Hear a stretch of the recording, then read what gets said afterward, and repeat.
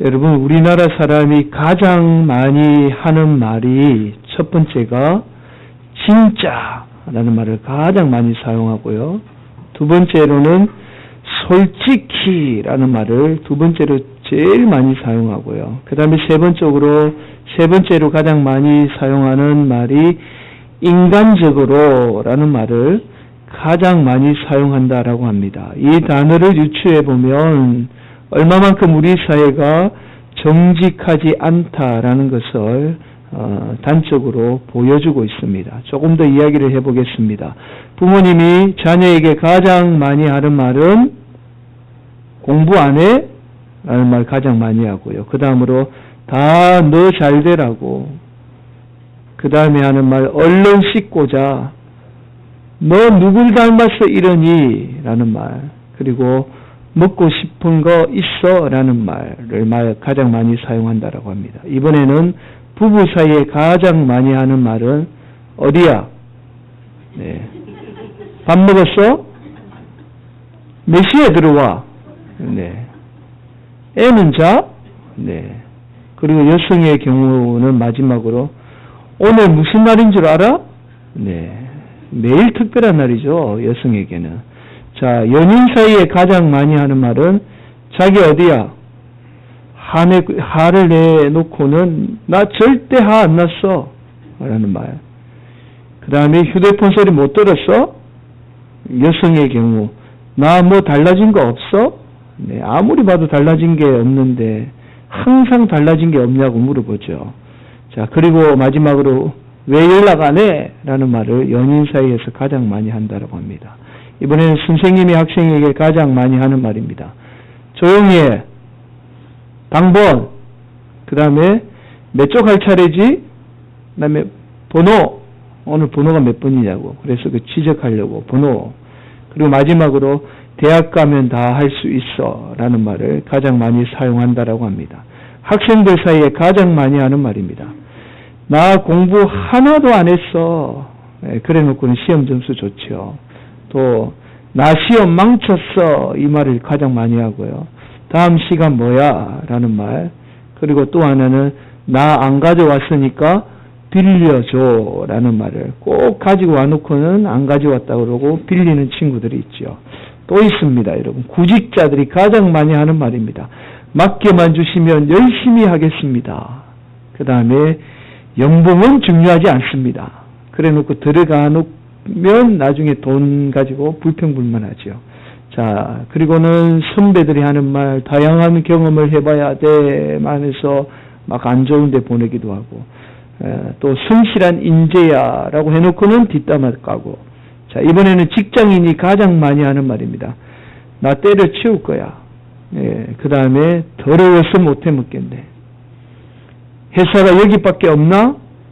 마지막으로 로또나 사야겠다라는 말 가장 많이 사용하고요. 진짜로 마지막입니다.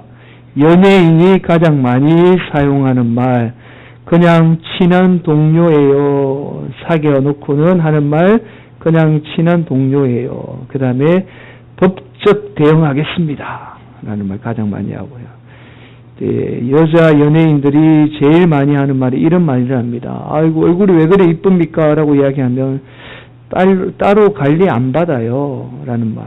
그 다음에 하나 더 하는 말, 타고난 것 같아요. 아주 얄미운 말이죠. 성형수술 다 해놓고는 하는 말, 타고난 것 같다라는 말 많이 하죠.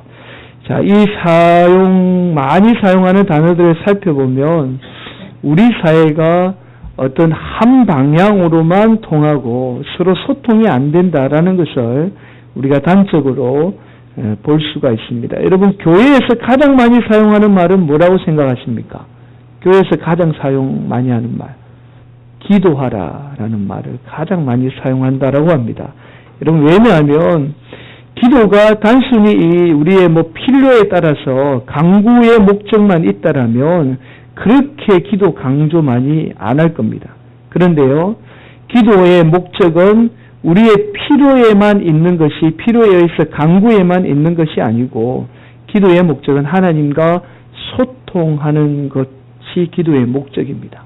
그래서 늘 우리가 기도 강조하고 쉬지 말고 기도하라라고 하는 이유가 하나님과 올바른 소통을 하기 위해서 기도에 대해서 강조를 하고 있는 겁니다. 여러분, 부모와 자식 간의 소통이 안 되면 어떻게 되죠? 부모와 자식 간의 관계에 문제가 생깁니다. 마찬가지입니다. 우리가 기도를 통해서 하나님과의 그 영적인 소통이 안 되면 신앙적으로 반드시 병들게 되어 있습니다. 또 하나, 건강도 마찬가지입니다. 여러분, 우리 몸 안에 소통이 잘 되는 게 너무 중요해요. 그래서 이 혈관을 통해서 피가 잘 흘러야만이 나쁜 바이러스, 나쁜 병균도 다 씻어낸다라고 합니다. 그래서 우리 몸 안에 이 소통이라는 것이 너무 중요해요. 이처럼 영육 간에 반드시 소통이 중요하고 또 하나님과의 소통이 중요합니다. 자, 오늘 본문이 하나님과의 소통이 얼마나 중요한지를 우리에게 말씀해주는 본문의 말씀입니다. 자, 오늘 말씀을 통해서 우리가 하나님과 늘 소통하는 복된 성도들이 되시기를 예수님의 이름으로 간절히 축원을 드립니다. 오늘 본문은 이 사도 바울에 나타난 마지막 이적 사건이에요. 사실 오늘 본문 이후로 이제 다음 시간에 우리가 고넬료 사건이 잠깐 나타나고 이후에 사도 바울의 행적은 거의 나오지 않습니다. 그것은 이 이야기 중심이 이 바울에서 베드로의 이야기는 거의 나오지 않습니다. 자, 이야기 중심이 이 베드로에서 사도 바울로 옮겨가는 것을 우리가 발견할 수가 있습니다. 자, 오늘 본문에 욥바라는 도시가 나오죠. 욥바는 예루살렘에서 서쪽으로 해안가 쪽으로 가면 아주 아름다운 도시가 바로 욥바입니다. 이 욥바에 다비다라 하는 여제자가 있었습니다.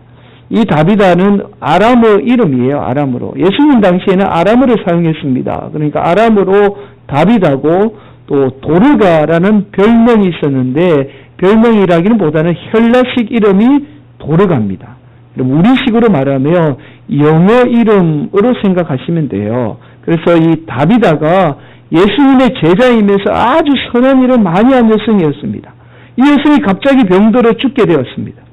그러자 다비다의 도움을 받았던 가부들이 다비다의 시신을 다락방에 옮겨놓고는요, 마침 이 룻다에 베드로가 와 있다라는 소식을 듣고는 사람을 보내서 이 베드로가 와서 도와주기를 이 간청을 하게 됩니다. 베드로가 와보니까요, 이 여성이 선한 일도 많이 하고 가난한 사람들 많이 도와주었다라는 사실을 발견하게 되고는 이 여성의 죽음이 너무 안타까워서 간절하게 기도합니다.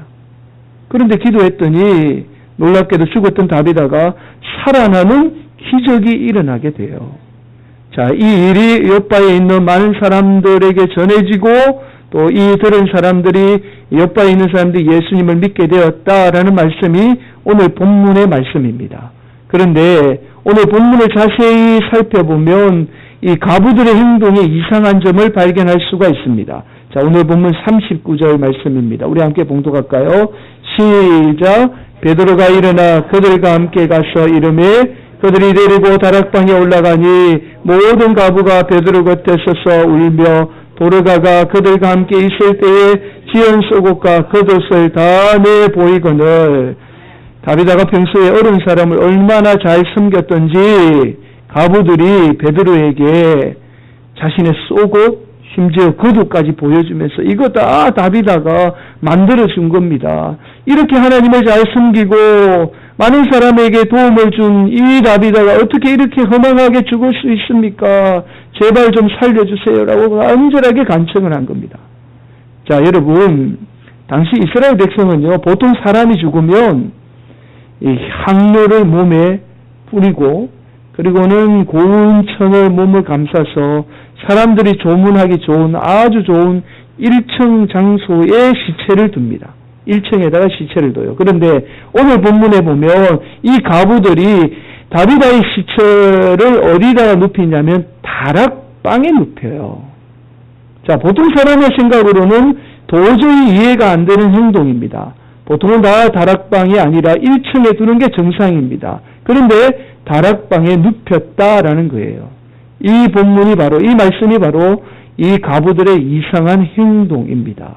자, 여러분, 과부들이 이러한 행동을 이해하기 위해서 이스라엘 백성들이 생각했던, 지녔던 다락방의 의미를 좀 먼저 이해할 필요가 있습니다. 여러분, 오늘 본문과 똑같은 사건이 구약 성경에 나타나요. 구약 성경에 보면 여러분, 이스라엘 역사 가운데 가장 위대한 선지자로 꼽는 사람이 엘리야입니다.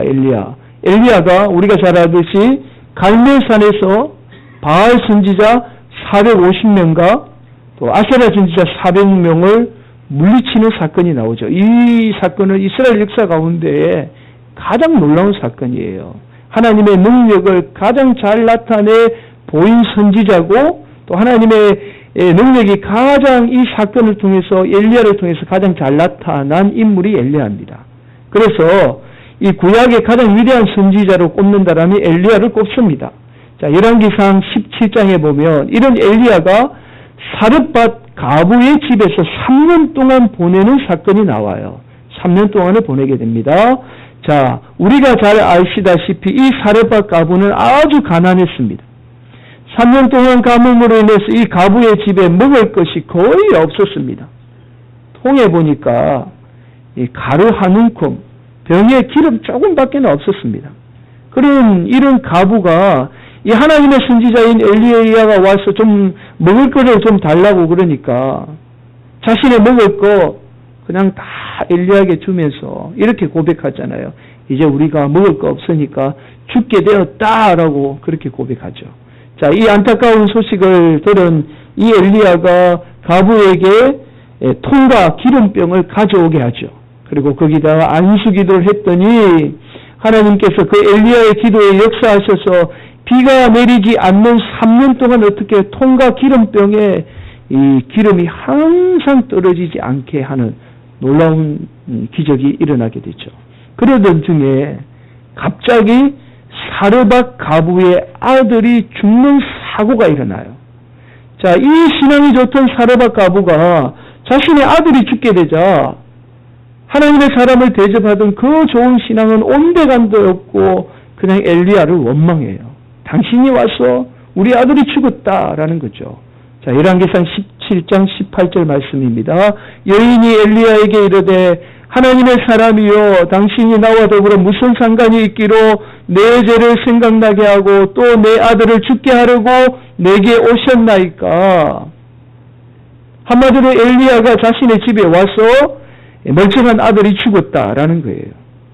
이야기를 들은 엘리야가 마음이 안타까운 거죠. 하나님, 그래도 내가 하나님 사람이고 하나님 앞에 쓰임 받는데 내가 와서 이 집이 잘 되어야 되는데 아들이 죽었다라는 소리가 들리면 얼마나 하나님의 영광을 가리게 되겠습니까?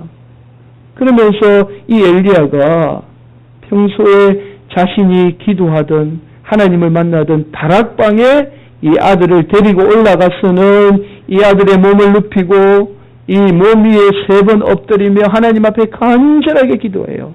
하나님 살려주십시오.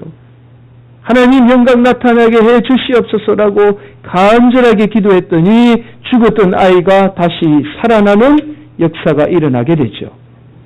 자, 여러분, 결국 이스라엘 백성들에게 있어서 이 다락방은 어떤 생명이 다시 살아나는 공간이었습니다.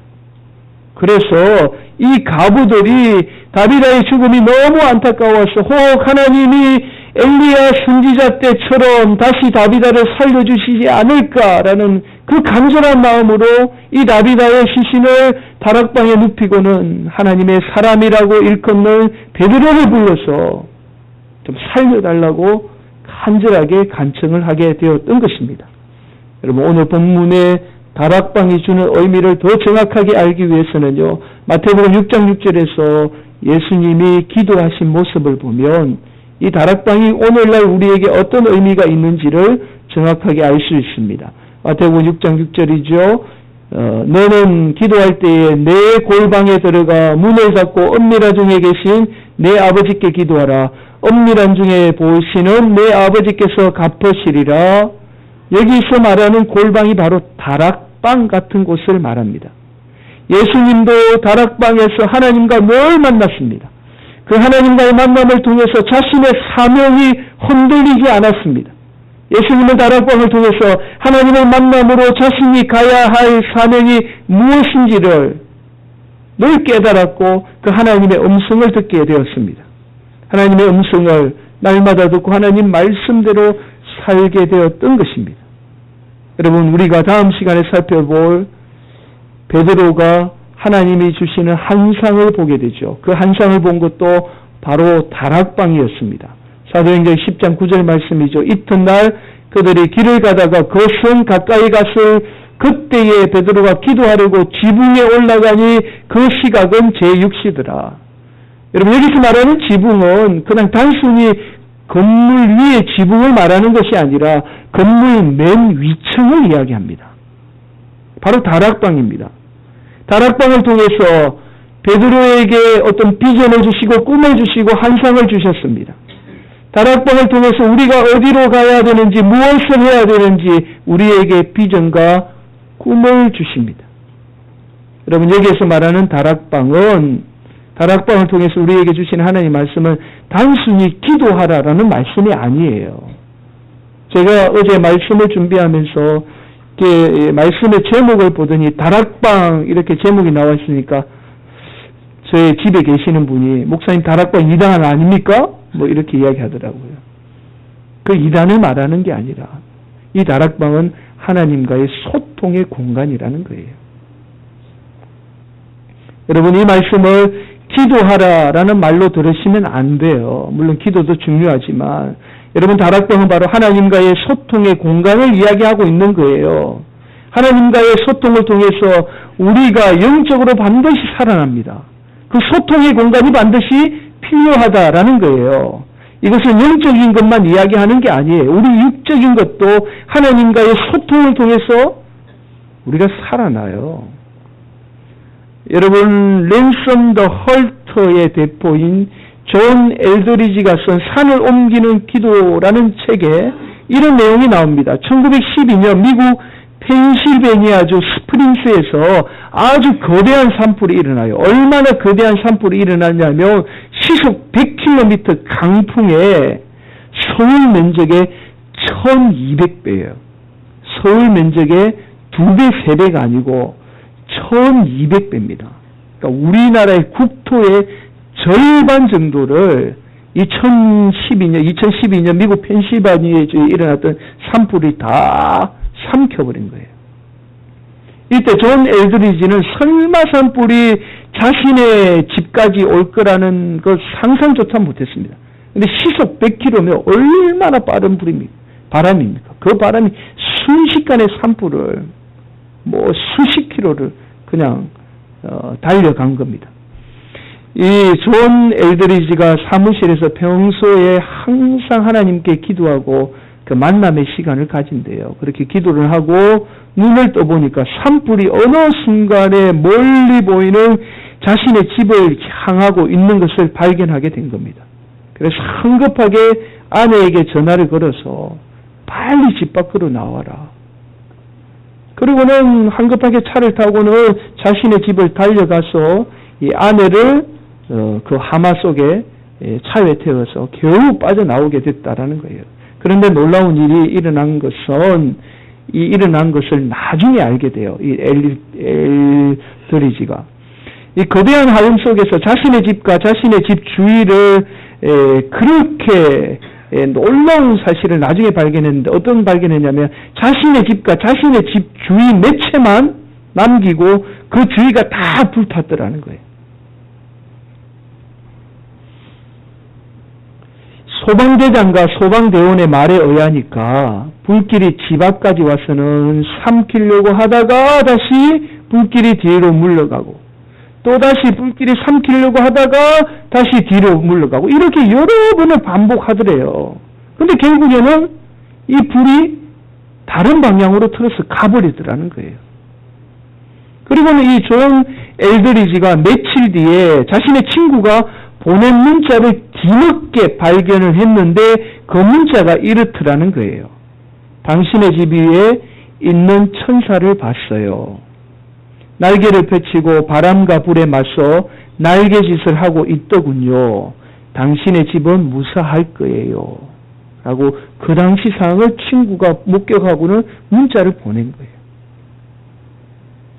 여러분, 결국 그 천사가, 하나님이 보내주신 그 천사가 자신의 집을 보호했고 또 심지어 자신의 아내의 생명마저도 보호한 겁니다.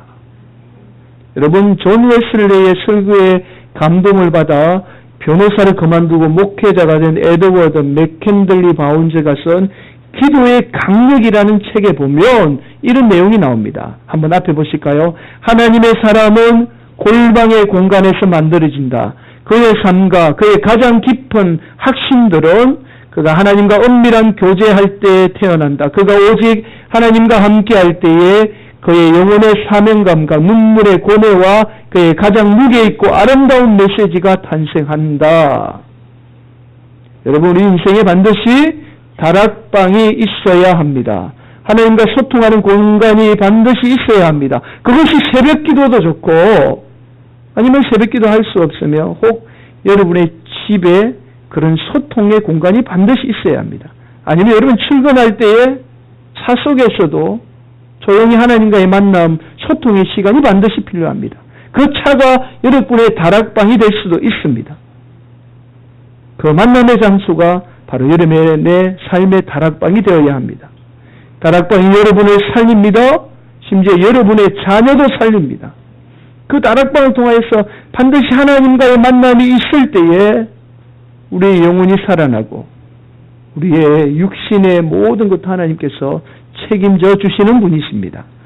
여러분, 폴 투니어라는 스위스의 의사임에서 아주 위대한 작가가 계십니다. 이분이 1986년에 돌아가셨는데요. 이분은 목회 상담, 기독교의 목회 상담 부분에서 세계적인 업적을 이룬 분입니다. 이분을 일컬어 20세기가 낳은 가장 위대한 기독교 의사다라고 불리움을 받습니다. 이분이 쓴 장소의 심리학이라는 책이 있습니다. 이 책에 보면 이런 내용이 나옵니다. 앞으로 한번 보실까요? 사람과 환경과 장소에 영향을 받게 되어 있다.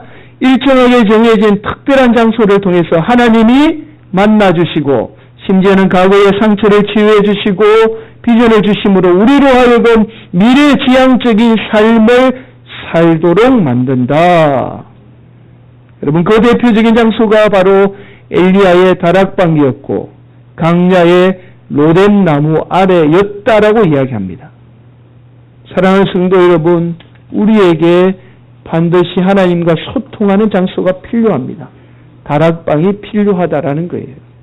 지난 월요일이었습니다. 말씀을 묵상하면서 새벽 기도를 왔더니 제가 이렇게 사무실의 문을 여는데 이게 저에게 확 다가오는 그 냄새가 마치 이 화장실에서 금방 변을 본 냄새가 확 나더라고요. 그래서 제 생각은 아니 누가 제 사무실에 변을 봤나?